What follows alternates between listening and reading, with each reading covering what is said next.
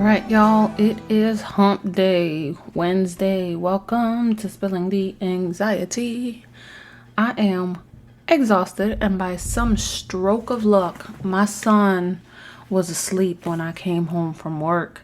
So I decided to jump right on and do this podcast because I know after not seeing my beautiful face all day, he's gonna want him a piece of mommy.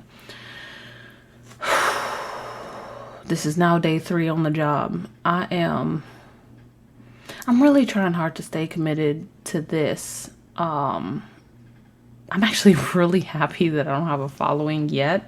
So I know that in order to have like a huge following, I need to be diligent and do what it is that I need to do. But, I put out, the podcast is the only thing that I do consistently. I don't do my blog as consistently as I want to. Nobody has really booked a membership except like my friend Diana on my website. So I want to put like a newsletter and do all that other stuff. But once I do all that, I feel like this will take off. But I don't have the time to do all of that. And I'm glad that I don't have the following that would bring right now, because then I feel like I would be disappointing a lot of people. Today, I actually have a topic that I want to discuss, and I don't know if it's a little bit repetitive, but I'm going to give it a shot anyway, because who the hell is really listening? So, I noticed that I am hindering my own growth as a person. That's right. I'm getting to this point in my life where I want to analyze myself as a person and make myself better, which I think that everybody should do. I don't know if I'll be successful at it, but that's where I'm at right now. So we are going to break me down this episode and really take a look at what I mean by that. My God, it is so, I don't know where y'all are at. I'm in North Carolina, and it is, let me tell you what the real feel is right now. This shit really feel hot. Let's see. It feels like 100 degrees. And I'm just stepping into my house, and I'm one of those cheap bastards that don't leave the AC running. I don't even put it on during the day unless everybody's really hot. And I've got like my fan on. But you know, the heat rises, and my room is on the top floor. And my God, is it hot in here. So I'm trying to look cute for like my videos and my TikTok. So I got my hair down, and my headset is smuggling my hair. So how about we just take a quick break, and when I come back, I will tackle the topic at hand. Stay tuned. All right, y'all, and we're back. I'm so sorry to go to break that abruptly, but my kid walked in, which I'm pretty sure y'all heard. And I used to have all the time in the world to edit this. I don't right now. I just want to do this podcast on and, make dinner, get about my day. I've been thinking about dinner all day. It really is, it's kind of like a highlight of my day now. So, I am hindering my own growth as a person. Ugh, that sounds gross. I hate episodes where I have to be honest with myself about my shortcomings, because I feel like everybody wants to believe that they're a pretty good person. Actually, I don't know. I don't know if there are people out there that genuinely like the people who do shitty things. I don't know if they sit down and they're like, I just don't care that I do shitty things, or I really do believe that the things I'm not doing are shitty. Which, does that mean that you're crazy? If you don't know that? Like, I don't know, people who cheat, do they just sit there and really think, do they justify their cheating? I know there are people out there that do. But then there are people who just like steal people's money, and then they're just like, oh, well, I don't care, whatever. I don't really care about this person whatsoever. Do you acknowledge your shittiness? Because if that's the case, I feel like most people, if you're genuinely a good person, it's not that you don't like talking about your shortcomings, but there are people out there that's little like, oh, woe is me. Why is this all happening to me? And they cannot admit to themselves that they've had a hand in what goes wrong in their life. I'm not one of those people. I may run away from what it is because I don't want to sit down and talk about it. But then I realized, like, okay, just for example, I realized that between me and my kid's dad, there were so many times where I'm just like, why the fuck won't you stay and have this conversation? Like, as soon as the going gets tough, you run off, you get mad, you storm, and you just like, we never end up having a conversation that's really important for us to have. Then I discovered that because, I don't want to say because he's that way, I'm the same. But he's really the only person that I've dealt with like that. And I've noticed that when I'm confronted with stuff that's just like, let's say a conversation with my mom, where it's just like a conversation that probably should be had that I don't want to have, I get the urge to run away. An argument with a friend, I get the urge to run away. It's just like, I don't know if it's that I'm used to getting to the point where we don't have the conversation and then it just terminates, or if I'm genuinely just the same way. Like, I don't feel like having the conversation because the like hard shit is about to be said. I feel like I have a pretty good holding on what my shortcomings are as a person. I probably don't know them all. I feel like you'd be hard pressed to find somebody who knows them all. But for the most part, I'm pretty honest. Now, I found myself saying something not too long ago about how it's like, I don't know if it's the newfound maturity or what it is, but it's like,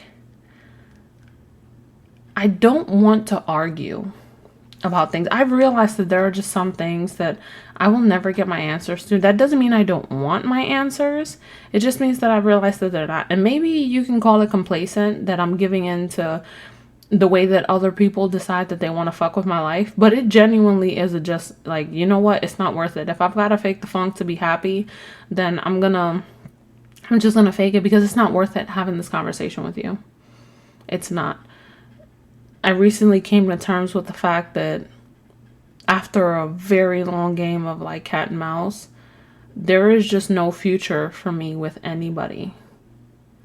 And again, it sounds crazy for all you motherfuckers who ain't listened to the last podcast. I don't want to hear, but you're young, that's why you feel that way. And I was having a conversation at work today, and I realized there are a lot of people that think that because I just turned 27, I'm like, oh my God, you're young, you got all this time. I've been through a lot of shit. Okay, I've been through assault. I've been through time in the military. I have 3 fucking kids. Not a lot of people, not a lot, but for my age, having 3 kids is a lot. There are some people who are on their first or maybe even their second by now. But I do have, when I say that to say that I have experience in parenting and caring for others. It's like kids who have been disciplined by a sport from young, and they have a conditioning routine as far as like exercise goes. They may be very young, they may be teenagers, but they've been indoctrinated into this routine for a long time. So they know. An adult might not know how to care for a dog, but somebody who grew up with a dog in the house might know how to do it. So even though they may be younger than that person, they know more. I have had to deal with a lot taking care of my children. It's harder than taking care of a plant, you guys. Like, it really is up there on hard. And I feel like with all of the things that I've had to face being a mom, like, what's a good example? Okay. I noticed that a lot of moms, especially now working at a daycare center, I noticed that there are a lot of moms who, I don't want to say that they question like the care that their kid gets, but I've seen first-time moms in and outside of the daycare center that they have like, those qualms, and they're unsure, and I'm part of groups on Facebook, and I get advice, emails all the time from first-time mothers who are just like, oh my God, I don't know if I can do this, I don't know if I can do that.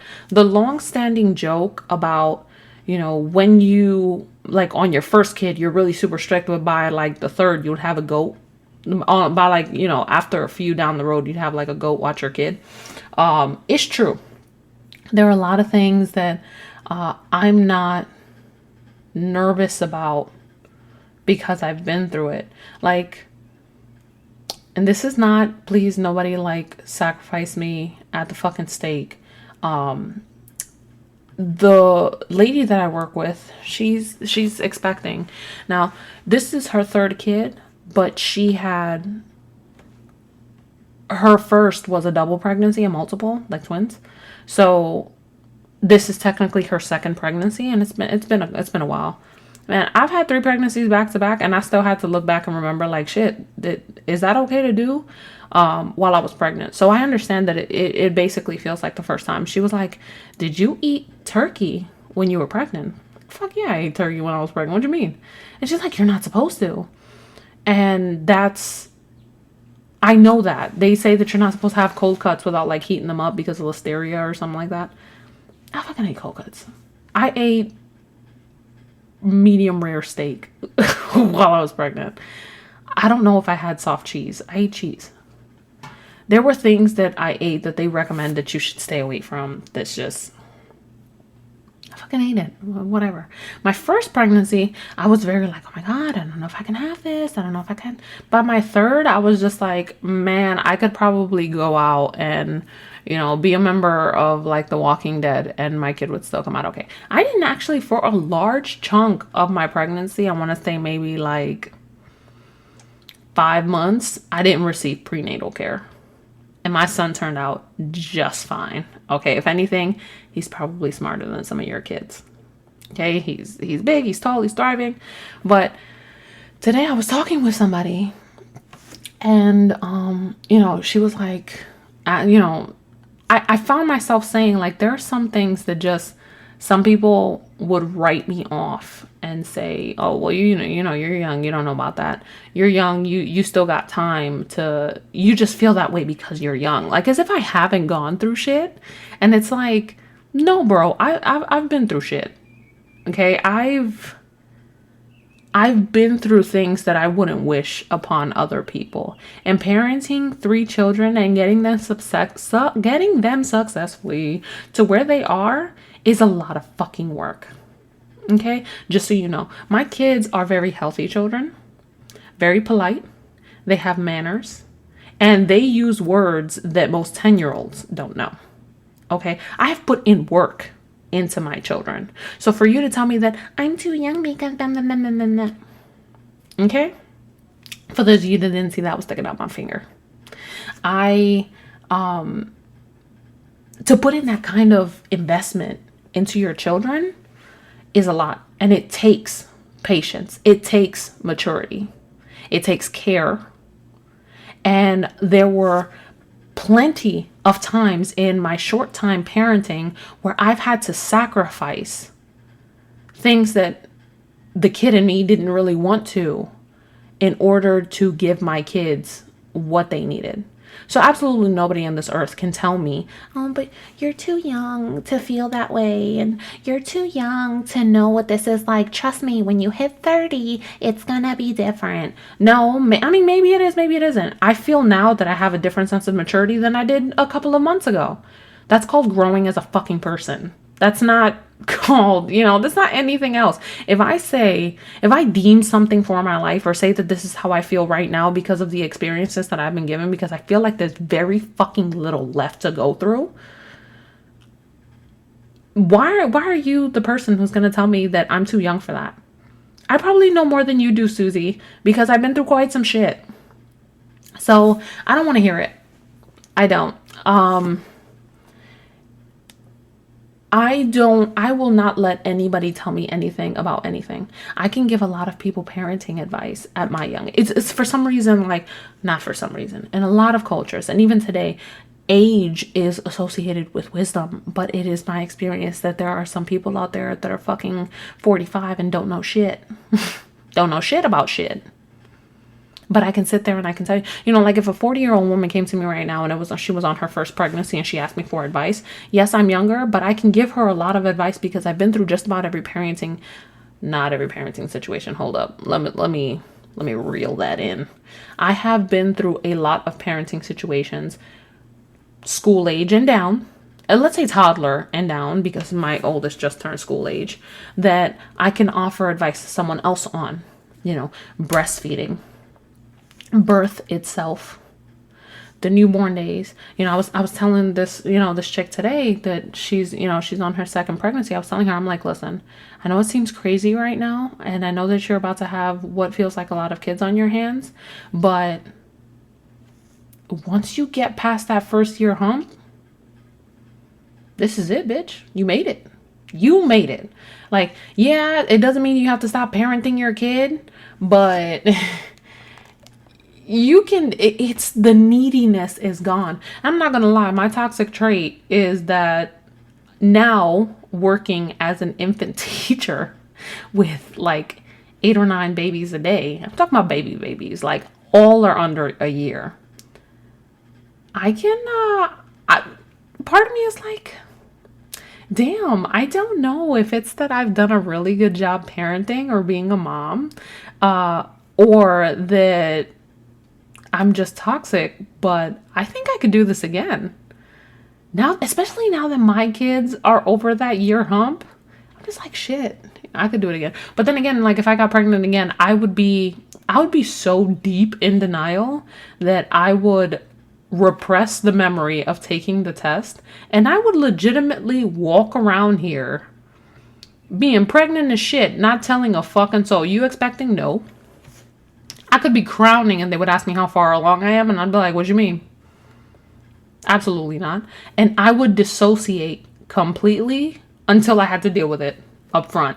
And then I would just be like, and then I would probably just go into autopilot, like this is a kid at my daycare, and just do what it is that I have to do. I mentally do not think that I can handle having another kid. This seems like like a good place to take a break. So let's take a quick break, and then I will actually go into how I'm growing as a person, because I feel like I veered off that path almost entirely. Whew, stay tuned. All right, y'all, and we're back. Okay, so me growing as a person. So I recognize my shortcomings. I know that I am super fucking hard-headed. I want pity from people. I do, because I feel like I've been through enough shit that people should look at me and should feel bad for me, because I have gone the extra mile to not let that buffoonery fuck me up as a person. But the truth is, I am fucked up as a person. That cold exterior that I was talking about last episode, it's because I'm fucked up as a person. I used to be very trusting, very just believe that the world is good at its core, and I want to give the world a Coke and cover it with love and all this other shit. That's a 1971 reference to the Coke commercial theme song. But I don't know. There are things about me that I'm just like, the way that I don't fuck with you, the way that I don't make friends, the way that I'm just like, I'm not even interested in what you have to say, that has fucked me up as a person. I think that, and a lot of people will be like, nah, this, that doesn't mean that you're fucked up as a person, or why is it that you don't want to whatever. It is. This isn't the person that I used to be. There are very few people left in my life who know my journey and growth as a person, because they knew me from before the buffoonery to after. And a lot of people say that I have changed. And I tried doing some self-reflection, and the only reason that I realized that, so like I said, I found myself having an argument lately where it's like, I know I don't have a future with anybody. And it's not because, like, for people to be like, oh, you just haven't met the right guy, or once you get past this and you're ready to move on, you're gonna put yourself out there and you're gonna discover somebody. First off, let's reel that back in. What the fuck am I doing with my children while I'm out there discovering somebody? And then when I find this person, when I discover this person, at what point am I introducing them to my kids? And at what point am I telling my kid's dad, hey, I'm with somebody new that I feel like I can trust around the children? Because if this is somebody who turns out to be a clown, then telling them too early just stirs up a lot of trouble for nothing. And if this is somebody who's serious and I tell them too late, it's like, wait, why has this person already met the kids and seen that they're compatible with the kids, and now you're telling me this? And at what point do you, during the dating process, are you like, hey, I want to tell you this because the only reason I would go into that is for somebody that I'm serious with, but the only reason I would get serious with somebody is if they really fucked with my kids like that, and the only way for them to fuck with my kids like that is for them to meet my kids, and why would I bring somebody to meet my kids without telling their dad first? Because I would be super mad if he was bringing some random bitch around my kids. And the reality of it is that I'm still vying for my family to be together. So I don't know where this logical, like, oops, so sorry. I was trying to take the time on my phone and that shit fucking fell out of my hands. I don't understand where like that cycle is supposed to go. And then, what makes y'all think that I even want to give somebody else because we are humans and we crave like attention and we crave interaction and all that other shit. And like, I've gone through so much shit. I don't even want human companionship. Like, I'm so cool with getting a dog. A dog seems like a logical companion. Gives good kisses, gives good hugs, cuddles. You gotta feed it. You can go on long walks together. You get a big dog. You could, really feel like you with somebody. Like, all of that shit, there is no need for another human. Especially not somebody I gotta say good morning to every day, or good night to every day, or I gotta hold myself accountable to, or I gotta explain myself to. No, I'm good. I don't want that shit. For me, my kids are enough. Is it thrilling being with somebody? Sure. It's all thrilling until they've got a fucking toxic trait and that mixes with your toxic trait not the right way. And then you've got a shit smoothie that you've got to drink because now you're like, that would be putting myself in a position where I willingly want to tolerate somebody else's shit. And I don't. I've got a lot of my own shit. So I had to sit there and really analyze who I am as a person and what my problems are. Because I'm like, okay, I think that I don't know how to let things go. And that is my biggest problem right there.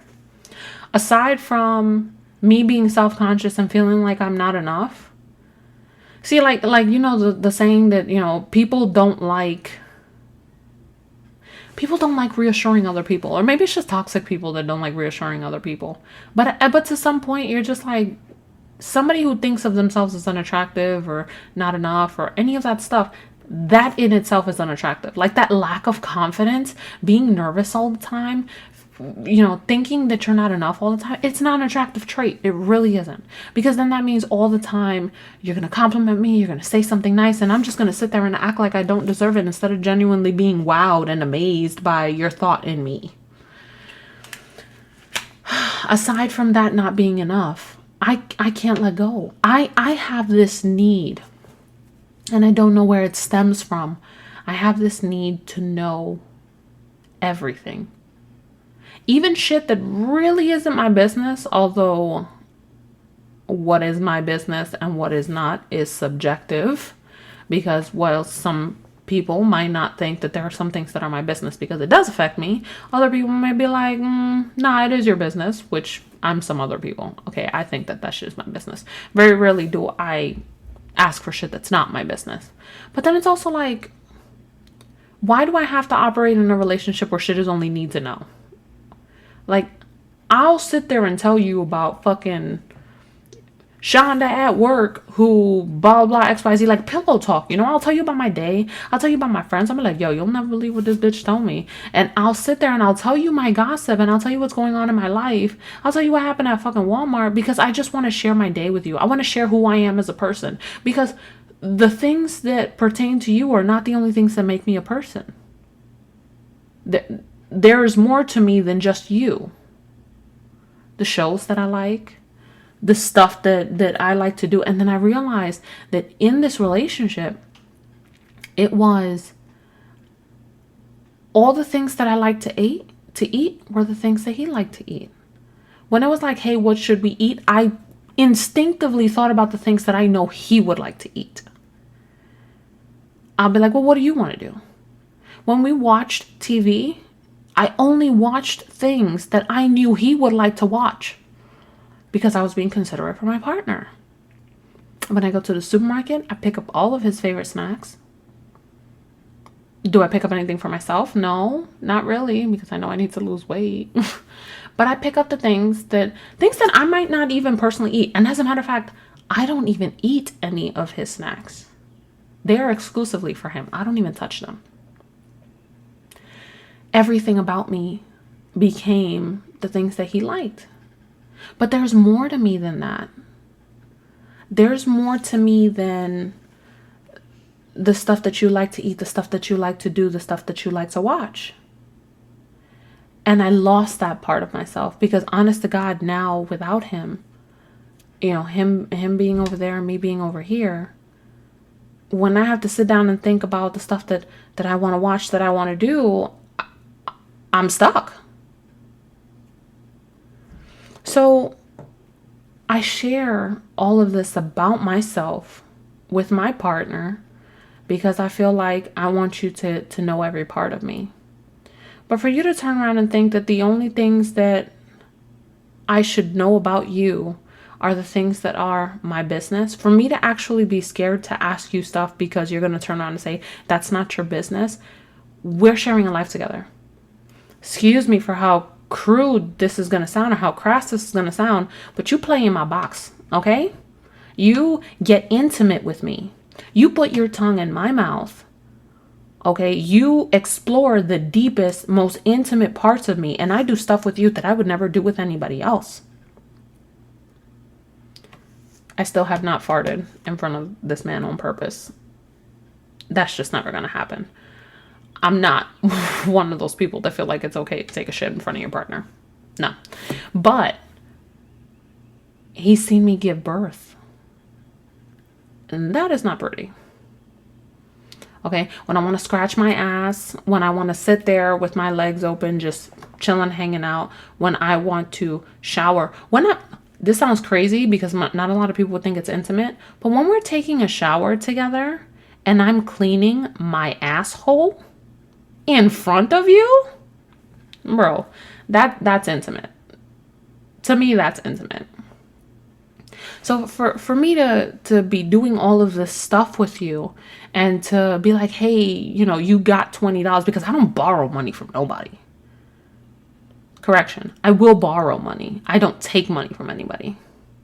But for me to say, hey, can I get $20 for blah, blah, blah, XYZ, and discuss all these things with you and automatically input you into all of my plans and all of the stuff that's like, you can see me at my worst and at my best. You don't think that means that I'm entitled to know what you're running around here doing, even if it's not my business? That's crazy. That is really crazy. And that maybe it's not a good trait. Maybe that's one of my shortcomings, but I do need to know everything. But that's why there's so few people in my circle, because I get intimate with my circle. If you're my friend, if I'm calling you my friend, bitch, we on a whole nother level. I'm telling you shit that I won't tell anybody else. And I'm not like that with everybody. So that's one of my shortcomings. I can't let go. I need to know everything. And then I realized that so much time has passed that I personally, in my growth, I'm realizing that I couldn't see other people's growth. I think that, I was talking about this with my friend Diana today.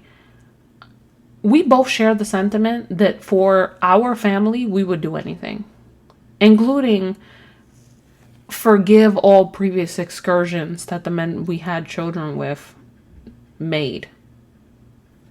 And I share the sentiment, but I told her, I'm like, if that happened for you, I don't think that you match up to that person anymore. Like, you've grown so much as a person in your separation from your ex that it wouldn't make sense. It would hinder you as a person. It would be moving backwards. You've grown into your own as a woman. Like, there was a time where this girl was like, yo, I don't know how I'm supposed to live or be okay with the fact that, I don't have this partner helping me. And I told her, I'm like, you do everything on your own, so that way you don't give this motherfucker any reason to pat himself on the back.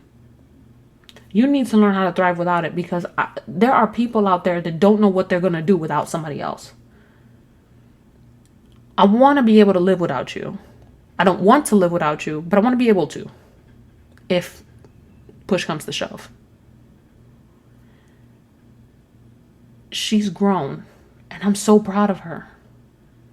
And I want her to recognize that. Carrie, she's grown a lot as a person. She's grown out of who she was, this image that she had when we were in high school. And even then in the years following, there was kind of a level of immaturity there. Could also be because I've always been a little bit more mature. And then I went ahead, we went through entirely different life paths. After college wasn't for her. She figured out her life path. She was doing whatever it was. And I was already living on my own in some other part of the country doing blah, blah, XYZ. And then I was having a baby, and she hadn't even been intimate with anybody yet. There were we were just experience wise, we were not matching up. Now she's also grown into her own as a person. There was a time where I used to fucking be like, yo, let's meet at this place at 7:00. Swear to God, this bitch was always late. Always. She was kind of unreliable. Sorry, Kara, it's the truth. And you know it. And then somehow we actually switched roles. Not that I'm unreliable, but now she's always the one on time. She is so well planned and so well disciplined with oh, I've got to get up, I got to be at work, I got to do this, I got to do, all that other shit. She's really coming to her own as well. She has a whole life for herself that relies on her discipline. And I think that that's amazing. I'm a little bit more freak spirit. And the only reason I can recall this is because I remember we used to work at Pathmark together, and she was flaky as fuck. Flaky as fuck. And I told myself I would never work with her again because I didn't like her work ethic. We would remain friends, but I just wouldn't work in the same place with her. But now, she would be an amazing coworker. I would totally recommend her to do something because she's not fucking flaky. She's disciplined. I've seen the growth in these women. It's taken me some time to look at my own growth. I feel like, and then the worst part about it is that, even with my partner, it took me a long time to see his growth because I was focused on the shit I didn't know. I was focused on the things that happened years ago from before this growth, and I didn't have time to deal with it. And so in turn, I'm still parts of me are blocking that growth. And I'm coming to terms with the fact that it's no matter what,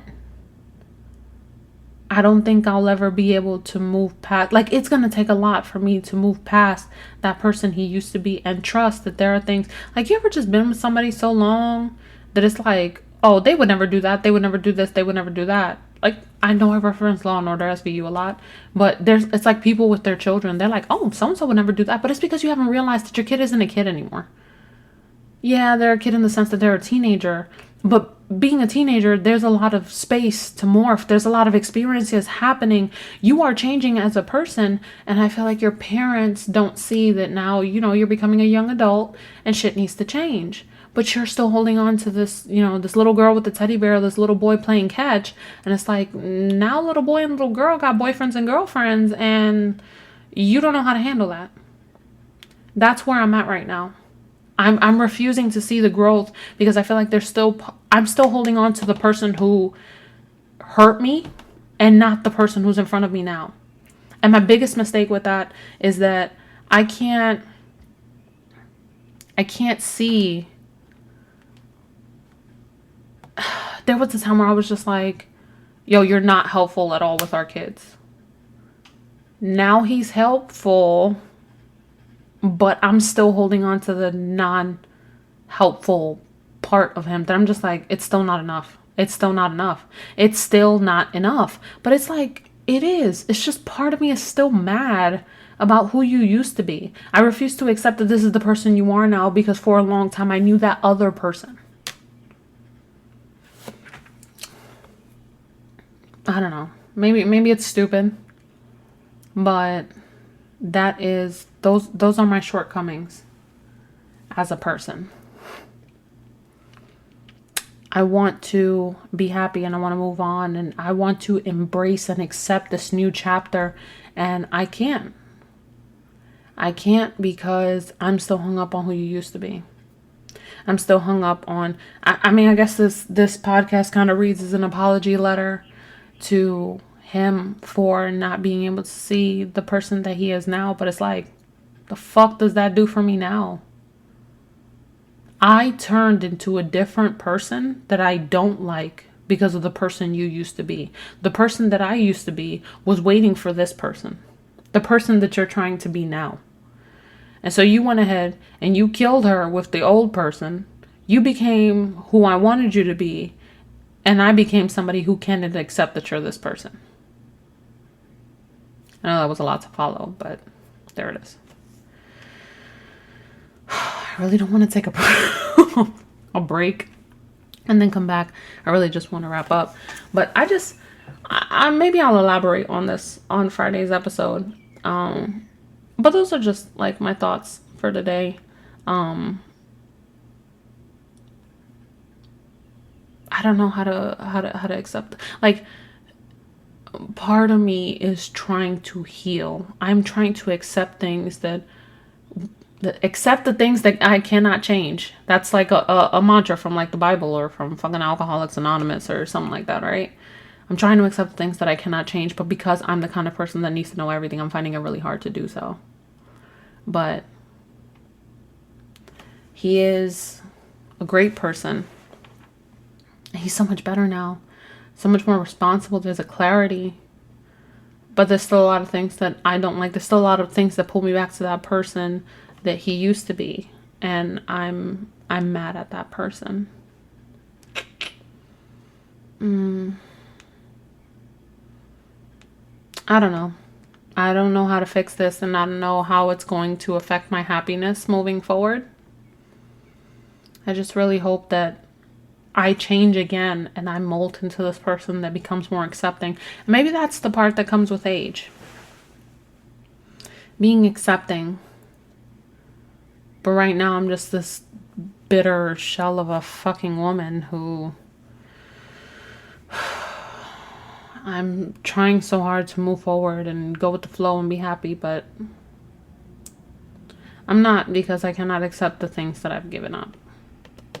So, before this gets too morbid, and I spent a lot of time talking shit, and now that I've gotten to the meaningful part about it, I'm just like, nah, I'm not trying to keep you on here too long. So, I'm going to cut this off here. Maybe it'll be a part 2 on Friday. I mean, if there's enough to say. I don't really know. But the way that my life evolves, by Friday, I'm going to have more shit to add to it. So, everybody have a good Wednesday night. I hope you guys have good dinner, because I don't know what the fuck I'm making tonight. So, take care. Tune in on Friday. And just rock with it. Just rock with it, man. Recognize your shortcomings. I'm saying this because I don't know how to fucking end my podcast on a logical note. So I'm just going to say bye. Take care, everybody.